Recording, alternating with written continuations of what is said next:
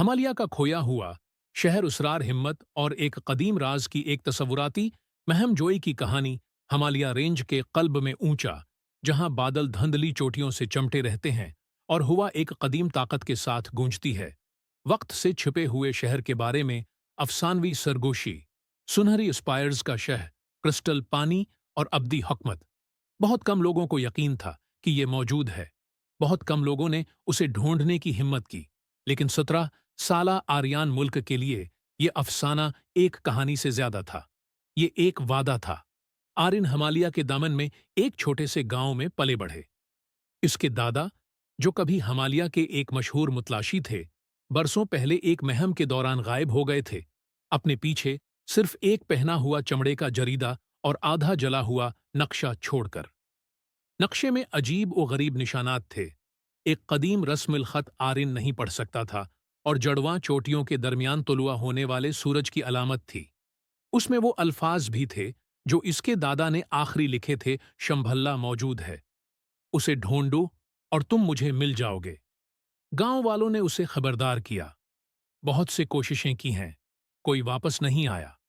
लेकिन आर्यन को एक ऐसी कशिश महसूस हुई जिसे वो नजरअंदाज नहीं कर सकता था।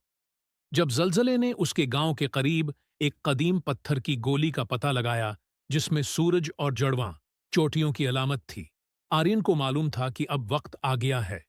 वो अपनी वफादार दोस्त मीरा के साथ रवाना हुआ, जो एक जड़ी बोटियों के माहिर की बेटी थी, जो शफा याबी के फन में माहिर थी, और तंजीन, एक दूर दराज खानकाह से ताल्लुक रखने वाला एक नौजवान राहब, जिसने दावी किया कि उसके आबाओ अजदाद ने शहर के राजों की हिफाजत की थी।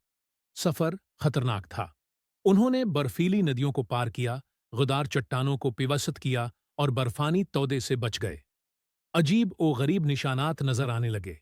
एक चमकता हुआ नीला फूल बर्फ में खुलता है।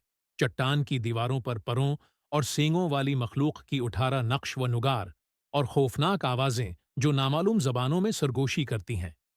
एक रात पूरे चांद के नीचे मीरा ने एक क्रिस्टल महल का ख्वाब देखा और एक आवाज कही, सिर्फ साफ दिल ही शंभाला में दाखिल हो सकते हैं, बाकी सब पत्थर हो जाएंगे। एक सुरासिर घाटी के किनारे पर उनका सामना किलाश के बर्फानी टाइगर्स से हुआ। सितारों की रोशनी जैसी खाल और पगले हुए सोने जैसी आंखें वाले बड़े जानवर। लेकिन शेरों ने हमला करने की बजाय उनका चक्कर लगाया और झुक गए। तंजीन ने वजाहत की, अफसाना कहते हैं कि ये मुहाफिज हैं, ये मुसाफिरों के दिलों को जांचते हैं। जब आर्यन बाहर पहुंचा तो एक शेर ने अपना पंजा अपने दादा के जरीदे पर रखा और धाड़े जारी रखने का इशारा। दिन के तंग बर्फानी गारों में घूमने फिरने के बाद तीनों एक पोशीदा वादी में उभेरे। कुछ जीवथर्मल चश्मों से गर्म किया गया और चमकते हुए अरूरा नीमा पर्दे से बीरोनी दुनिया से बचाया गया। उनके सामने शंभाला, जो सुनहरी गनबदों, क्रिस्टल टावर्स और कमल की शक्ल के जजीरों पर तैरते बागात का एक दलक्ष शहर है। हवा नर्म मूसीकी से भरी हुई थी और नूरानी मखलूक रोशनी के बहते हुए आबशारों के दरमियान चल रही थी। लेकिन शहर खाली नहीं था। अब्दी रखवाले, चमकदार आंखों वाले बेउम्र बाबा करीब आए। तुमने हमें ढूंढ लिया है, एक रखवाल ने कहा। लेकिन तुम क्यों आए हो? आर्यन आगे बढ़ा। मैं अपने दादा को तलाश करता हूं और उस जगह की हकीकत। कीपर ने संजीदगी से सर हिलाया। वो यहां है, लेकिन जैसा कि आपको याद नहीं है, क्योंकि शंभाला तमाम मुतलाशियों को वो चीज देती है जिसकी उन्हें जरूरत होती है, वो नहीं जो वो चाहते हैं। अपनी काबिलियत को साबित करने के लिए आर्यन और उसके दोस्तों को ट्रायल ऑफ द हार्ट का सामना करना पड़ा, एक आईने जैसी झील जो उनके गहरे खौफ की अक्कासी करती है। आर्यन ने खुद को अपनी तलाश में नाकाम होते हुए, मीरा और तंजीन को खोते हुए और लामतना ही बर्फ में निगलते देखा। लेकिन उसने अपने खौफ का सामना करते हुए ऐलान किया, मैं इज्जत के लिए नहीं, बल्कि मोहब्बत और इल्म के लिए चलता हूं। झील चमक उठी और रास्ता खुल गया। शहर के कल्ब में उन्होंने आर्यन के दादा को जिंदा पाया, जो बरसों से बदला हुआ था। उन्होंने कहा कि यहां वक्त मुख्तलिफ तरीके से गुजरता है। उसने इंकिशाफ किया कि शंभाला कदीम इल्म और शफा की पुनाहगाह थी, जो दुनिया को इसके अपने लालच से बचाने के लिए पोशीदा थी। सिर्फ वही लोग उससे पा सकते हैं जो हमदर्दी से रहनुमाई करते हैं, न कि ख्वाहिश से। आर्यन को एक इंतखाब का सामना करना पड़ा। शंभाला में रहें, कभी बूढ़ा न हूं, या बैरूनी दुनिया में वापस न जाएं।